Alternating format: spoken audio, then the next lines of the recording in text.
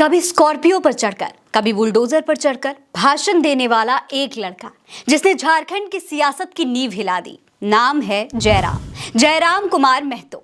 झारखंड के लोगों के बीच में उसे युवा टाइगर के नाम से जाना जाता है। गाड़ी की बोनट पर खड़े होकर जब ये युवा टाइगर दहाड़ता है तो आवाज दूर तक गूंजती है और दूर दूर से लोग उसको सुनने आते हैं, क्योंकि उसके भाषण में सिर्फ स्थानीय मुद्दे, युवाओं को रोजगार, भाषा और अपने हक अधिकार की बात होती है। मजे की बात तो यह है कि जीन्स और टी शर्ट पहने इस नेता की बातें भी स्थानीय भाषा में इस तरह से सीधी और सरल होती हैं कि उसे सुनने आए गांव वाले उससे जुड़ जाते हैं। उसका चुनावी नारा भी यही था, अब की बार जनता की सरकार। दोस्तों, जयराम महतो उर्फ टाइगर जयराम महतो का जन्म 27 दिसंबर 1994 को झारखंड के पारसनाथ पहाड़ के बगल में बने एक खूबसूरत गांव मानटांग में हुआ था।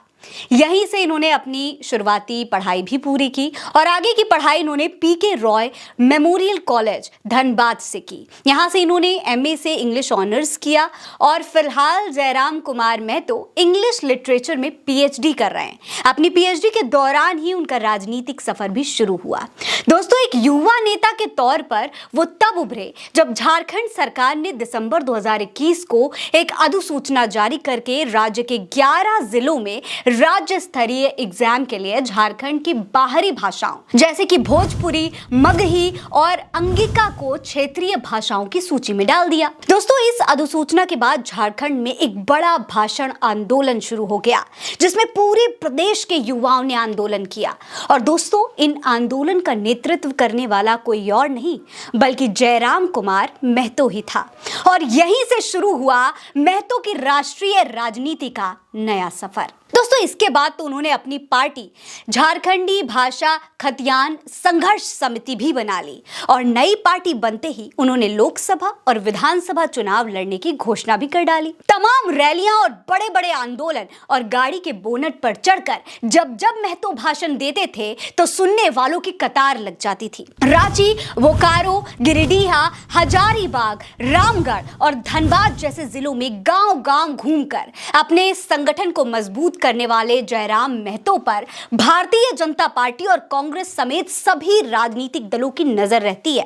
कहते हैं, झारखंड में महतो की बढ़ती लोकप्रियता से अगर किसी को सबसे ज्यादा डर लगता है तो वो है भारतीय जनता पार्टी।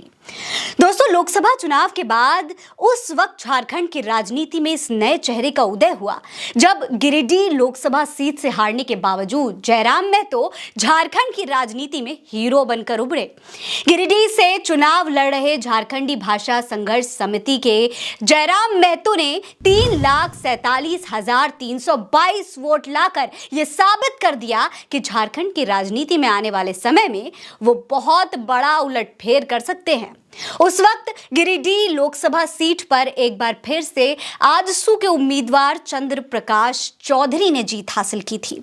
उन्होंने झामुमो उम्मीदवार मधुरा प्रसाद महतो को 80,880 वोटों से हराया था। यहाँ जयराम महतो तीसरे नंबर पर रहे थे, लेकिन उन्होंने हर राउंड में शानदार प्रदर्शन किया। जयराम महतो की दमदार दावेदारी का अंदाजा इसी बात से लगाया जा सकता है कि वो मथुरा महतो से मात्र 23,000 वोटों से ही पीछे रह गए थे।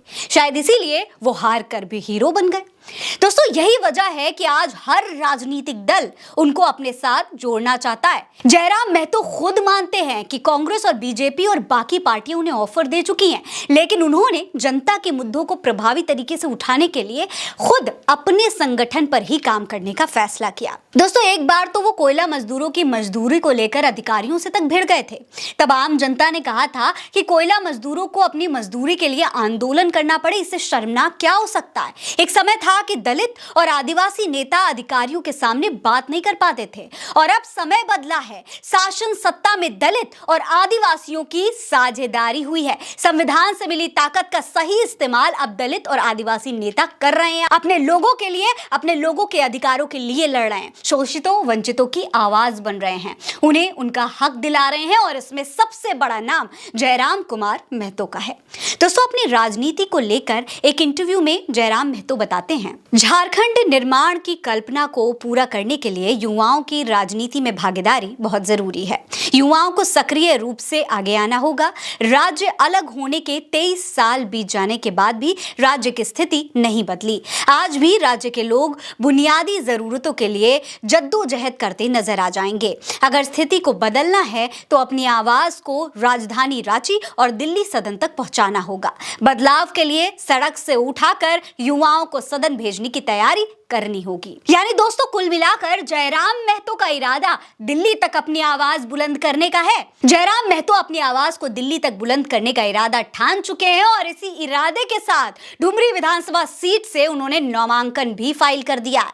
डुमरी विधानसभा क्षेत्र हमेशा से झामुमो का गढ़ माना जाता है। राजनीतिक विश्लेषकों का मानना है कि डुमरी जेएमएम की सुरक्षित सीट है। पूर्व शिक्षा मंत्री जगन्नाथ महतो के क्षेत्र में मजबूत पकड़ थी और यही वजह है कि उनकी मौत के बाद उनकी पत्नी बेबी देवी ने उपचुनाव में जीत हासिल की। लेकिन महतो फैक्टर का यहां पर काफी फायदा हुआ था और यहां एक नए चेहरे के तौर पर जयराम महतो को भी आने वाले विधानसभा चुनाव में इसका फायदा मिल सकता है। उन्होंने चुनाव आयोग को दिए एक ब्यौरे में बताया है कि उनके पास नगद मात्र 48,000 रुपए हैं, जबकि भारतीय स्टेट बैंक के 3 खातों में से एक में 90 रुपए 28 पैसे हैं, एक में 201 रुपए 55 पैसे हैं और एक बैंक अकाउंट में 5,000 रुपए हैं, जबकि एक बैंक ऑफ इंडिया के अकाउंट में 12,674 रुपए हैं। दोस्तों, इसी तरीके से उनके पास खेत की जमीन नहीं है और ना ही इसके किसी तरीके की जमीन में निवेश किया है।